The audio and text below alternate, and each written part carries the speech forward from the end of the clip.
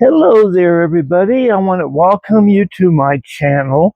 It's Coffee Time with Grandpa, and I'm just so pleased and so happy to see everybody. And I hope this topic that we're going to discuss today will be very interesting for you, because we're going to talk about today is reincarnation. Now, when we take a poll amongst people, it's about it's about a 50-50 thing. Uh, Most people uh, in my realm of the world believe in reincarnation, but let's look at the world abroad. Uh, about 50% of the world population believes in reincarnation. And the other 50%, which is mostly Christians in the Christian churches, they don't believe in reincarnation. If you go to a Catholic church, they don't believe in it. They never mention it. And although it is mentioned in many, many religious texts, reincarnation is there, but the Roman Catholic Church goes out of their way to wipe it from memory.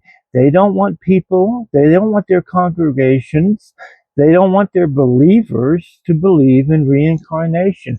So reincarnation has kind of been flung out there to the far right of mystics and stuff, and people just don't take it too seriously. But let me tell you something. I have a story for you that's coming up about reincarnation, about my life, and how I experienced it, and how I became a believer in reincarnation. Many of you out there know that I'm a pagan, so of course I'm going to believe in reincarnation. But I believed in reincarnation way before I became a pagan. Okay, I was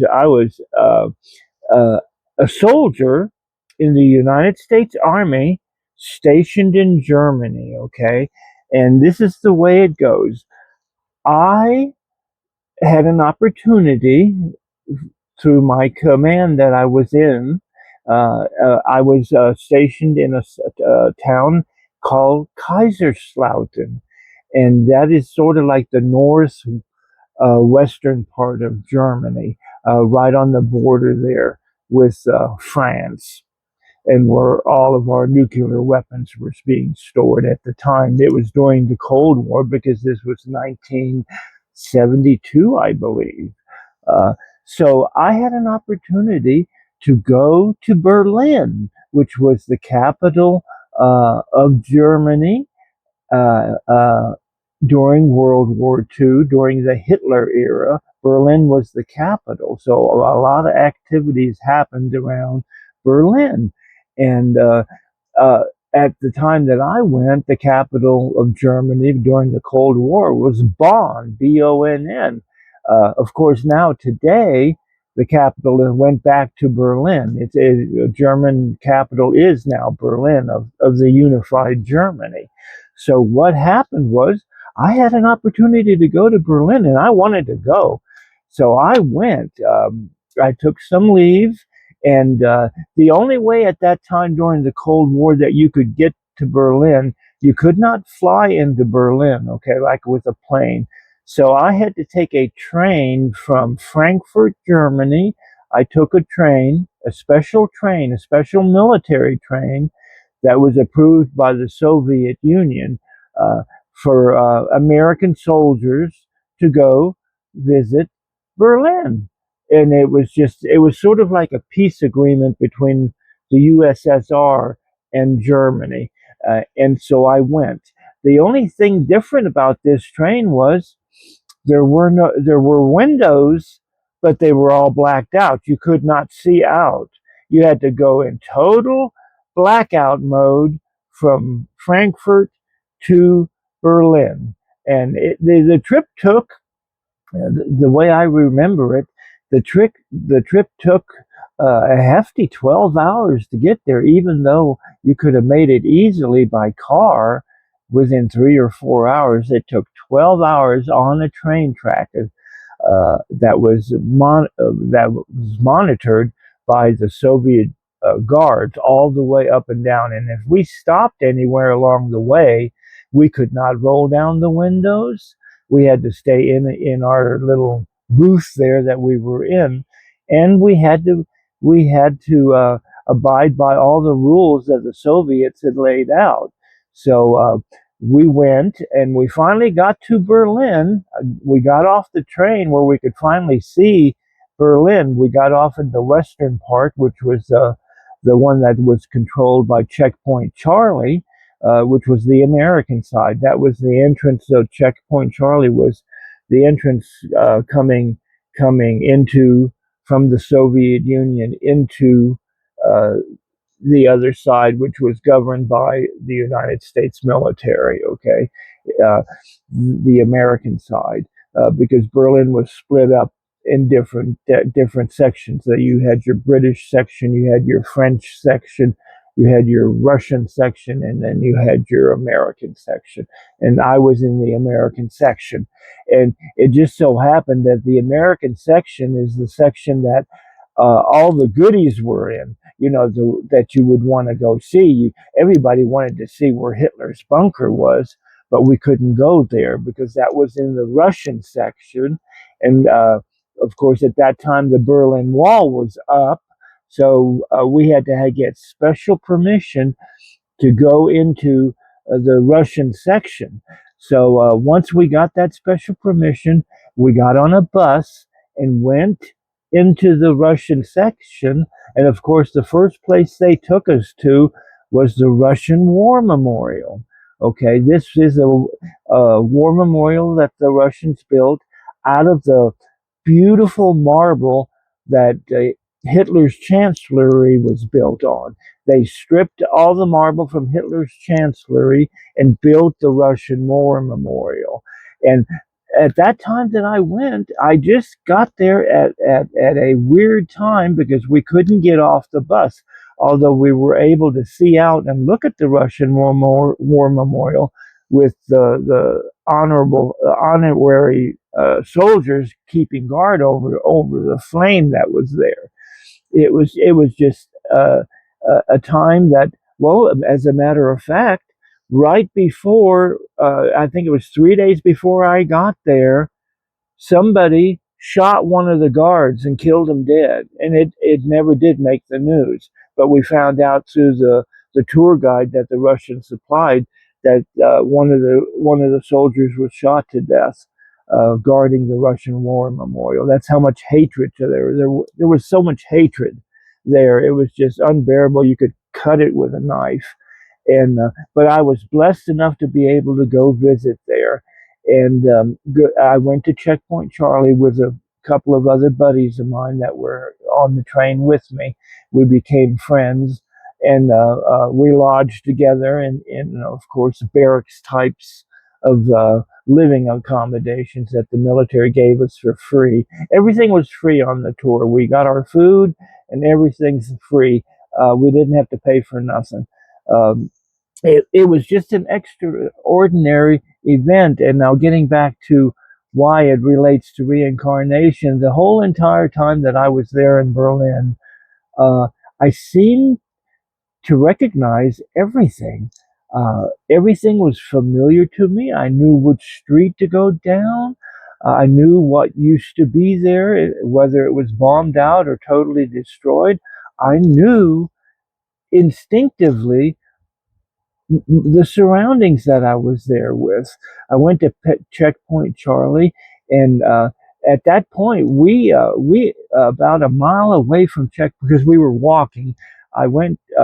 We had gotten lost. Our party had gotten lost down this side street, and everybody was so confused they didn't know which way to go. And the tour guide got lost. He didn't know which way to go, and he was our tour guide, but I knew which way to go. Isn't that strange that I would know? I told him, well, just go down this street, and the end, turn, make a left, and you're going to be right there at Checkpoint Charlie. And lo and behold, that we all went down that street and turned left, And guess what was there? Checkpoint Charlie.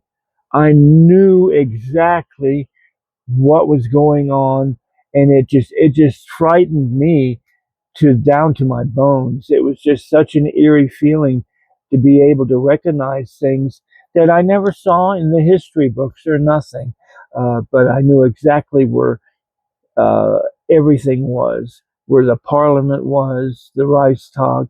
I knew exactly where the Brandenburg Gate was and what it would, the parades that used to go down through there with the Nazis and stuff, and the torchlight parades. Uh, I knew where people had been murdered, the building that was the Gestapo. I just knew I knew everything. I had never been there in my entire life. This was my first visit to Berlin, and it felt like coming back to home. So this scared the living hell out of me. So what happened was the tour ended. I went back to Kaiserslautern, my station where I was stationed at in the military, and I related all this to some of my friends there, and they said, "Well, there's a pure explanation for it. You probably, in a past life, you were reincarnated, and you were probably uh, living during the Nazi era." For some reason, and it was all familiar to me. Uh, so I just took it with a grain of salt at that point, and I just could not understand this reincarnation thing, but I started believing in it because it was so familiar to me. I hope you enjoyed the story time that I had. Now let me go through these real quick that I wanted to go through. If you have had a past life, okay, you might recognize some of these things that I'm about to talk about. Uh, Number one is it just makes sense. Reincarnation makes sense when you think about spirituality, and for a spiritual person to learn, you can't really learn everything in one lifetime. You have to have several lifetimes to learn. Uh, to evolve your spirit, to evolve your vibrations up higher. This is one way of doing that, and it just makes sense. Number two, when you experience these events in life, you you're very familiar with the surroundings you're at the time. Something it seems familiar to you, but you can't place it because you know you've never been there. This is what happened to me. You have a strong sense of being there. Isn't that true about reincarnation? You have a knowledge of physical items, like if you were to go into a museum and everybody is looking at an item, they're going, "Well, what is this?" And I would just speak up and say, "Well, this was used for sword fights, during the Middle Ages. This is how they sharpened their weapons. This is a tool they used to keep their weapons sharp." I would just instinctively know it, not even researching nothing. I would be at a castle or a museum, and I would know immediately what the item was for.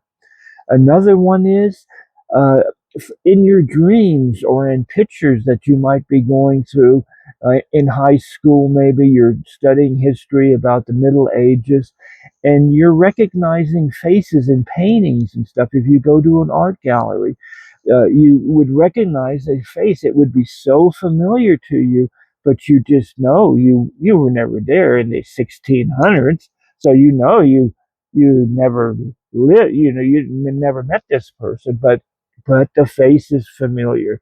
This is a strong sign that you've had a reincarnation. Another thing is you have a strong spirituality. It's an alertness of your spirit. All of a sudden, your hair stands up. It's like seeing a ghost. You get this goosebumps and funny feelings. This is your spirit telling your body that, hey, pay attention. This is important. And the final one that I wanted to specify is identifying with a specific decade or century. You're drawn, for some reason, your interests in life might be drawn to the Middle Ages, or might be drawn to the Roman Empire, or might be drawn to the early history of our planet, with caveman, or you might be drawn to the 19th century instead of the 21st century that we're living in. This is a strong indication that you've had one life or many, many, many lives. And this is just such a topic with me. I am so glad that you have come here to my channel today. It just puts a smile on my face because my channel is growing and people seem to be interested in what I have to say.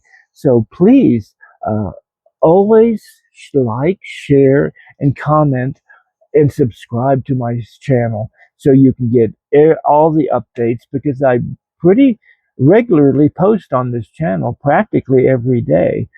So I want to say this to you. I love you all out there, my supporters. I love you all. Bye bye. Blessed be and see you next time.